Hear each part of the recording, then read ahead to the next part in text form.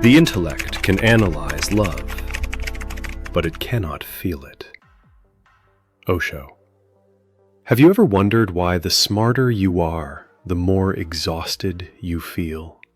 How every compliment, every A+, every "you're gifted" began to feel less like freedom and more like pressure.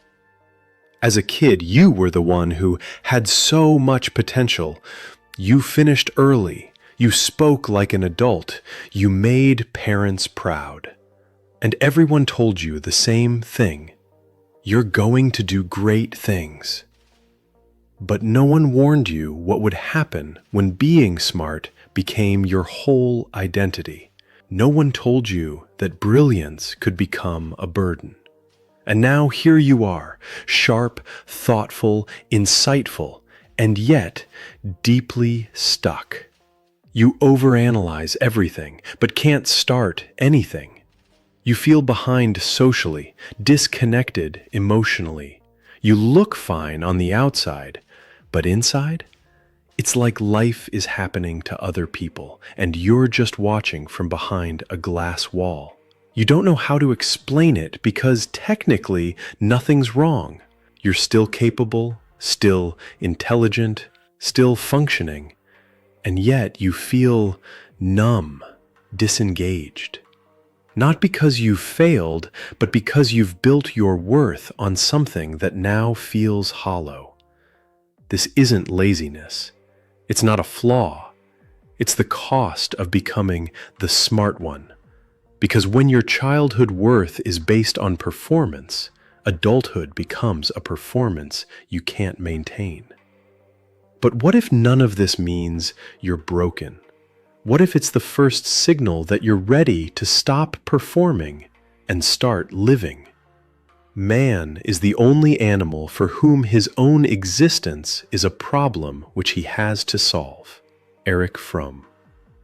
You thought that being smart would keep you safe, that if you could understand everything, people, pain, problems, you'd never be helpless again. You believed knowledge would shield you from chaos, that if you just stayed ahead, nothing could ever truly hurt you. But now, that same intelligence feels like a trap because you don't know how to stop thinking. You don't know how to just be. And here's the lie you've been living. You thought your intelligence made you free, but really it made you obedient. Obedient to praise, to performance, to perfection. You built your worth around being the one who gets it, but who gets you? This wasn't your fault. This wasn't a choice. It was a survival instinct and a cultural script. From a young age, you learned that being impressive got you love, that being insightful made people listen, that understanding pain was safer than expressing it. You weren't taught how to feel. You were taught how to fix. So your emotional wounds became intellectual puzzles. Your sensitivity became a hidden shame. And slowly, the real you, the soft, intuitive, present you, disappeared beneath a wall of competence. As psychologist Alice Miller wrote, many gifted children discover at an early age that they are more valued for what they do than for who they are. This is the wound of the gifted child. You became useful before you became whole. Freud called this the superego, the internalized voice of parents, teachers, culture. It praises you when you obey, punishes you when you falter, and over time, it drowns out the true self. Jung called it the persona, the mask we wear to be accepted. But when we live too long in the persona, we forget who we were before the mask. And Nietzsche warned of herd morality, a life lived for the comfort of others' approval, not the truth of one's being. So now you feel exhausted, not because you work too hard, but because you betray yourself every single day. You show up as the smart one when all you want is to be held. You offer clarity while silently collapsing. You are brilliant in public and broken in private. And the worst part? You still think this is who you are, but it's not. It's a false self, built by fear, rewarded by culture, maintained by your mind, and it's bleeding your soul dry. You think you're in control, but really, you're still performing for love, for safety, for survival. and it's killing the part of you that came here to feel alive. But why does being smart, something so prized, so often feel like a trap? It's not just a poetic idea. It's a psychological pattern backed by decades of research. High intelligence is not inherently painful, but when it becomes entangled with approval, perfectionism, and self-worth, it creates the perfect storm for depression. Psychologist Kazimierz Dabrowski coined a term for this phenomenon: overexcitability. Gifted individuals tend to process information more deeply, feel more intensely, and think more abstractly. While this can be a strength, it also means they're more likely to ruminate, overthink, and become overwhelmed by existential concerns. When you're constantly analyzing, your brain struggles to switch off. Even simple decisions spiral into complex moral dilemmas. You're not just thinking, you're watching yourself think. This kind of metacognition, when unchecked, turns your mind into a cage.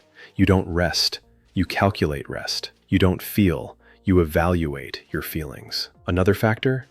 Imposter syndrome. The smarter you are, the more aware you become of how much you don't know.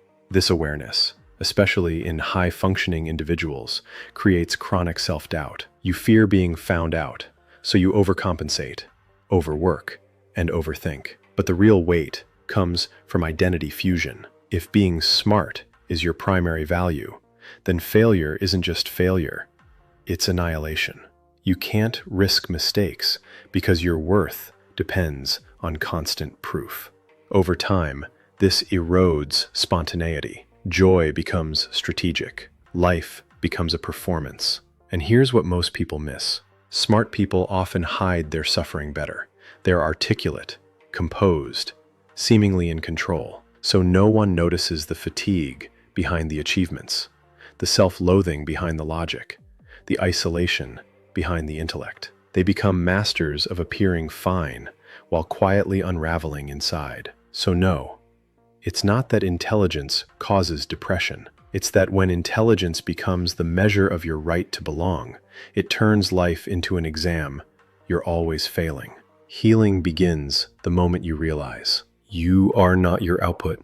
You are not your resume. You are not your grades, your insights, or your ideas. You are a person. And your mind, however brilliant, was never meant to carry the entire weight of your existence. We are not what happened to us. We are what we choose to become. Carl Jung. But how can you choose if everything you are was shaped before you even knew who you were? You didn't choose to be the smart one. You were cast in that role long before you understood the script.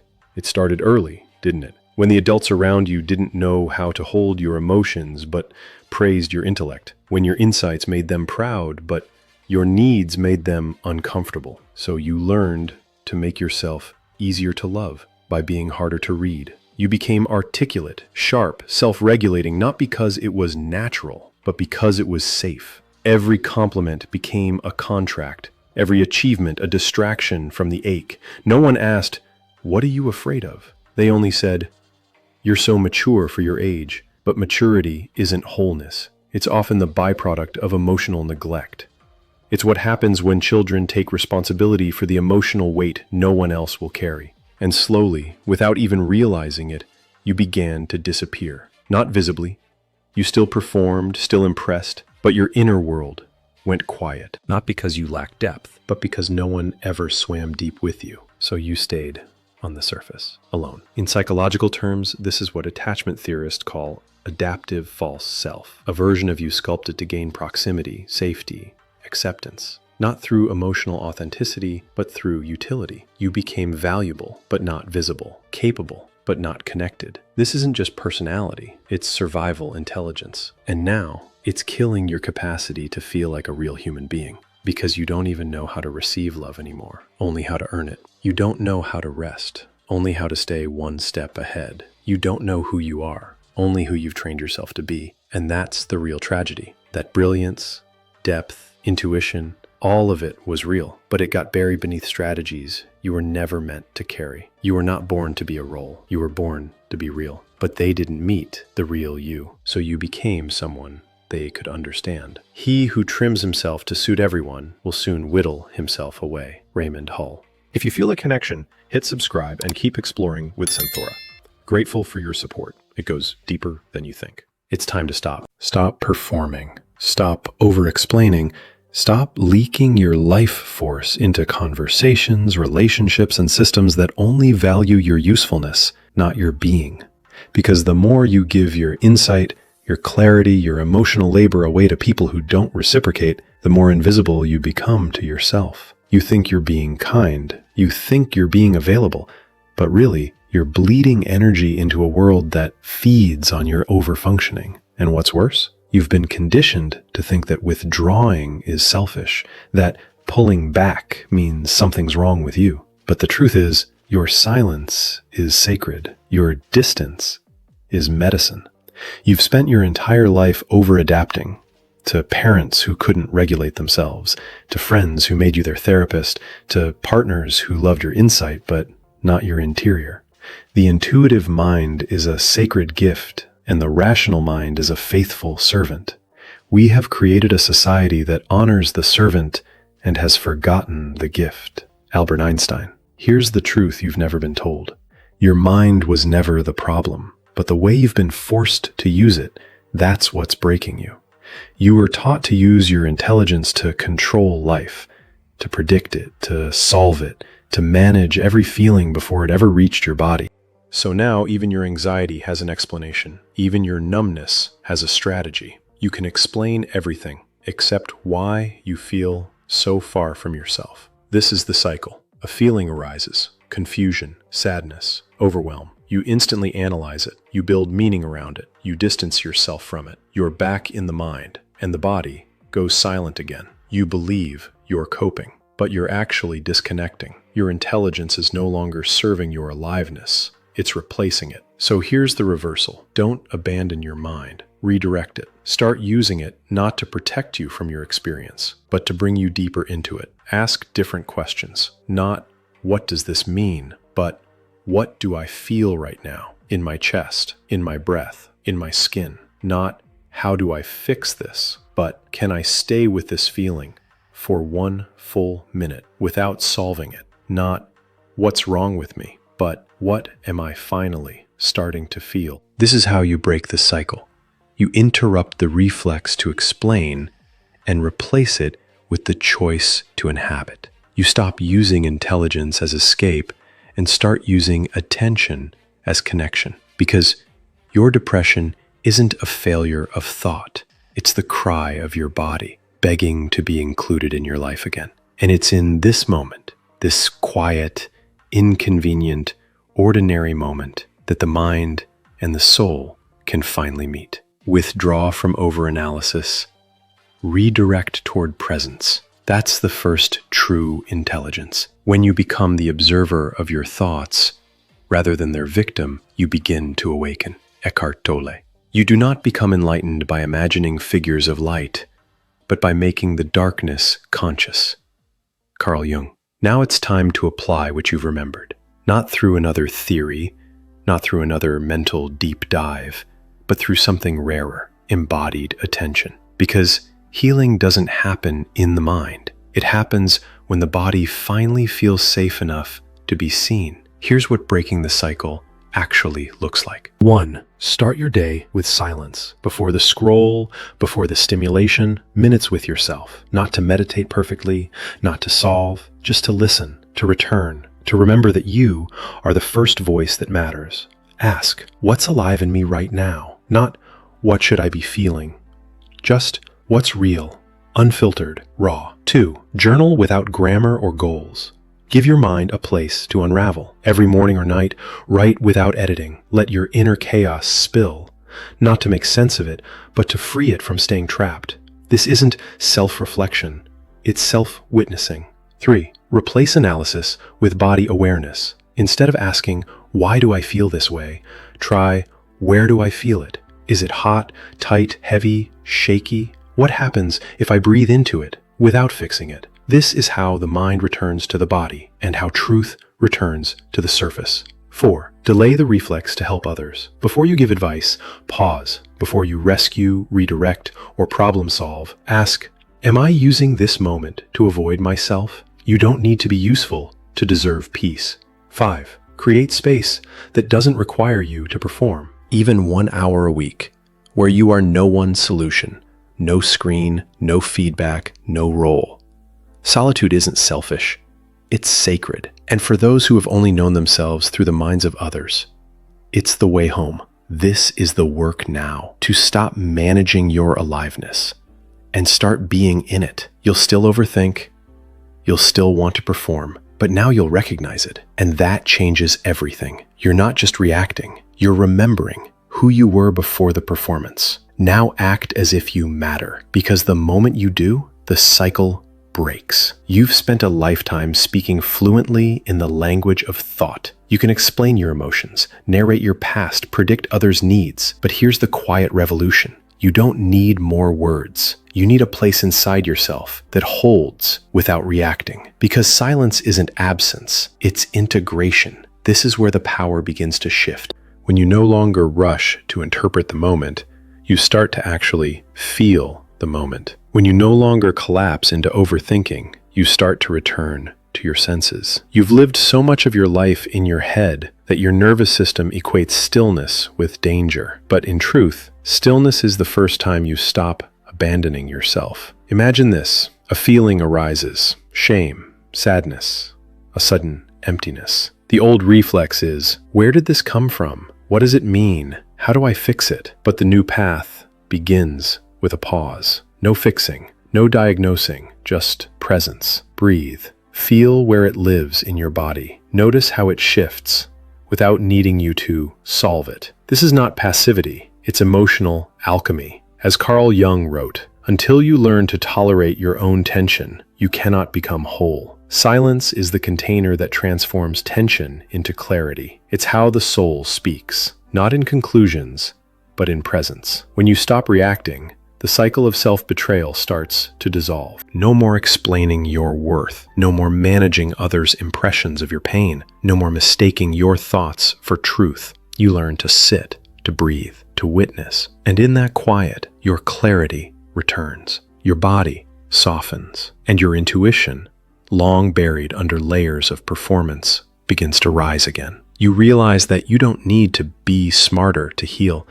You need to become quieter, so you can finally hear the parts of you that were never allowed to speak. Stillness is not weakness. It is the new center of your strength. The privilege of a lifetime is to become who you truly are. Carl Jung. You don't need to be the smart one anymore. You don't need to fix the room before you enter it. You don't need to hold the world together with your clarity, your insight, your constant vigilance.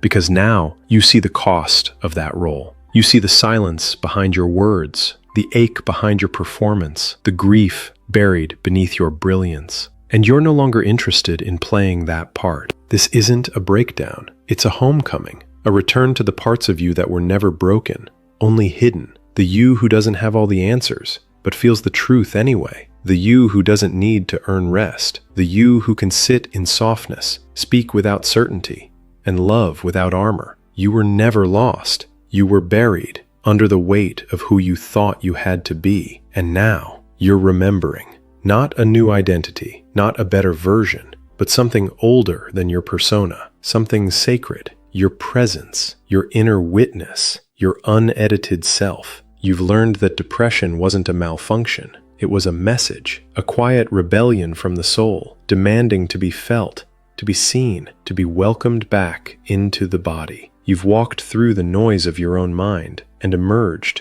not perfect, not polished, but present. And that is enough. That is the power. From here forward, you no longer lead with intelligence. You lead with wholeness, not by proving your worth, but by remembering it. Not by knowing everything, but by belonging to yourself. Now, speak it into existence. Comment below, I no longer need to perform. Say it out loud and watch who you become without the act. This is the first promise and the beginning of your return. If this shifted something in you, don't stop here. Watch the next videos and go deeper into your own clarity. See you.